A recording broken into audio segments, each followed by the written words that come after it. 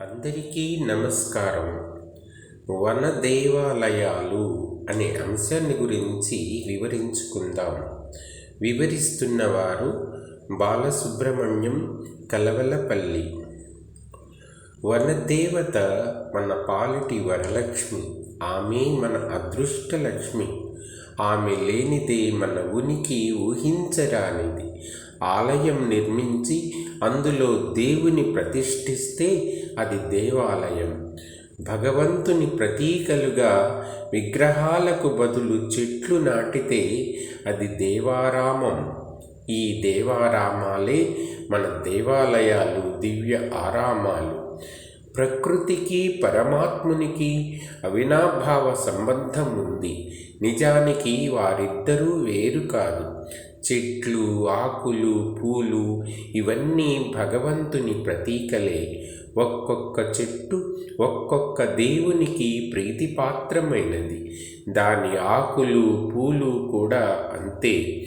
ఆయా దేవుళ్లకు నిర్దేశించిన వాటితోనే పూజ జరుగుతుంది. అంతేకాదు, ఆకులు, పూలు లేకుండా ఏ శుభకార్యం కూడా జరగదు. పూలు లేకుండా ఏ దేవతా విగ్రహం కానీ, ఏ దేవుని పటం కానీ కనపడదు. కనిపించినా అవి చూడటానికి మనస్కరించదు. రామాయణ, మహాభారత, భాగవతాది మహాకావ్య పురాణాలలో ఎన్నో దివ్య వనాల ప్రస్తావన ఉంది. రామాయణంలో చిత్రకూటం, పంచవటి, అశోకవనం, ఋష్యమూకం, కిష్కింధ, మధువనం వగైరాలు. మహాభారతంలో ఖాండవవనం, ద్వైతవనం, కణ్వాశ్రమం, దండకారణ్యం మొదలైనవి. మహాభాగవతంలో నైమిషారణ్యం, బృందావనం, ఇలా ఎన్నో పవిత్ర వనాల నామాల గురించి ప్రస్తావన ఉంది. శ్రీకృష్ణుడు బృందావన సంచారి, వనమాలి, కుంజవిహారి అని ఆయనను కీర్తిస్తారు. వేణుమాధవుడు, గిరిధారి, గోపాలకృష్ణుడు, ఇలా ఆయనను ఇన్ని పేర్లతో పిలిచినా ప్రతి పేరు ప్రకృతికి సంబంధించినదే. రాముడు, కృష్ణుడు నిత్యమాలాధరులు. విష్ణువు చేతిలో నిత్య పద్మం ఉంటుంది. లక్ష్మీదేవి పద్మాసన స్థిత. ఆమె రెండు చేతులలోనూ కమలాలు ఉంటాయి. ఈశ్వరుడు బిల్వపత్రాలలో ఎప్పుడూ మునిగి ఉంటాడు. సూర్యుని చూస్తూనే పద్మాలు వికసిస్తాయి. ఇలా ఎన్నో సంబంధాలు. సృష్టి ఆదిలో విష్ణుమూర్తి బాలకుడై దిశమలతో మర్రియాకు మీద పడుకొని పాలసంద్రం మీద తేలియాడటం మనం ఎన్నో చిత్రాలలో చూస్తాం.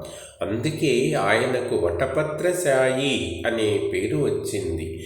మర్రికి బదులు కొన్ని చోట్ల రావి ఆకు అన్నారు. రావి చెట్టు లేదా అశ్వత్థం కూడా వటం అని పిలువబడుతుంది. అలా పడుకొని ఉన్న అతని బొడ్డులో ఒక తామర పుష్పం మొలిచింది. ఆ పుష్పంలో నుంచి బ్రహ్మదేవుడు పుట్టాడు. ఆ తరువాత సృష్టికి పూనుకున్నాడు. ఇది కథ. దీనికి ఆకులతో, పుష్పాలతో ఎంతో సంబంధం ఉంది. రావి చెట్టు, వేప చెట్టుకు పెళ్లి చేసి వీలైతే వాటి నీడన నాగబంధం ప్రతిష్ఠించి ఆ రచ్చ చుట్టూ తిరిగితే సంతానం కలుగుతుందని మన వారి విశ్వాసం. రావి చెట్టు మగజాతికి, వేప చెట్టు పురుష జాతికి ప్రతీకలు. ఆకుల రూపాన్ని బట్టి ఈ విభజన జరిగి ఉంటుంది. అయినా విష్ణుమూర్తి ఈ అశ్వత్థంలో నివసిస్తూ ఉంటారని మన విశ్వాసం. అంతేకాదు, ఈ రావి చెట్టు హిందువులకే కాక బౌద్ధులకు పవిత్రమైనది.